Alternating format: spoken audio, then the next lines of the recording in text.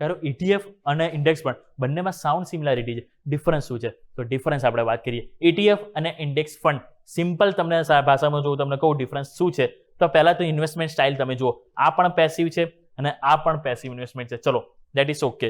બંનેમાં active investment નથી થતું હોતું, એટલે કે એટલું બધું ખાસ ડેઇલી ટ્રેકિંગ નથી હોતું. ઇન્ડેક્સનો ફોલો અહીંયા પણ કરવામાં આવે છે, ઇન્ડેક્સના ફોલો અહીંયા પણ કરવામાં આવે છે.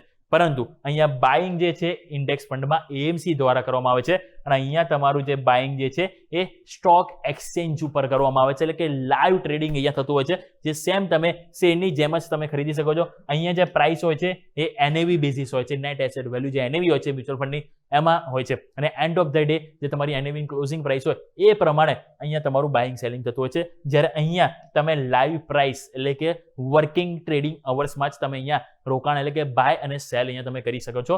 ETF માં ટ્રેડિંગ અહીંયા તમે જો તો ડાયરેક્ટ બાય સેલ અહીંયા પણ કરી શકો છો અને અહીંયા સ્ટોકની જેમ ખરીદી શકો છો.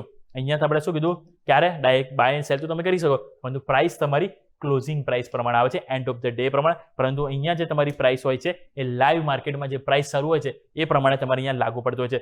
SIP ઓપ્શન અહીંયા તમે જો ઇઝી હોય છે, પરંતુ અહીંયા તમે જો બ્રોકર ઉપર ડિપેન્ડ કરતું હોય છે. કારણ કે ETF માં તમે જો એક વખત તમે રોકાણ કરી દીધું હોય છે, પછી જે એક્ઝિસ્ટિંગ જે હોય બાયર અને સેલર એના વચ્ચે તમે જો લેવડ દેવડ આપણને થતી હોય છે. જે એક્ઝિસ્ટિંગ સેલર હોય છે જેઓ ખાસ કરીને વેચે, સામે નવા બાયર્સ આવતા હોય છે, એટલે કે અહીંયા જે AUM સાઇઝો છે ફિક્સ હોય છે તમે જો ખાસ કરી. એટલા માટે આ જ ઇન્ડેક્સ અને ETF માં મેઇન ડિફરન્સ આ છે. અને જેમ આપણે સૌથી પહેલા વાત કરી કે એક્સપેન્સ રેશિયો બંનેમાં અહીંયા ઓછો લાગે છે, કારણ કે બંનેમાં પેસિવ ઇન્વેસ્ટમેન્ટ છે. અને અહીંયા તમે જો ઇન્ડેક્સ ફંડમાં કમ્પેરેટિવલી જો આમાં પણ જોઈએ ને તો કમ્પેરેટિવલી ઇન્ડેક્સ ફંડ કરતા એક્સપેન્સ રેશિયો ETF માં ઓછો લાગશે, રાઈટ? કારણ કે અહીંયા તમારે એક્સપેન્સ રેશિયો આવશે અને અહીંયા તમારે એક્સપેન્સ રેશિયો ને અહીંયા તમારું જે બ્રોકર થ્રુ તમે જે ખરીદશો એમાં તમારે ખાસ કરીને જે DP ચાર્જીસ ને લાગતું હોય એ તમારે ETF માં લાગશે, પરંતુ કમ્પેરેટિવલી ઇન્ડેક્સ ફંડ કરતા ETF માં ઓછો લાગતો હોય છે.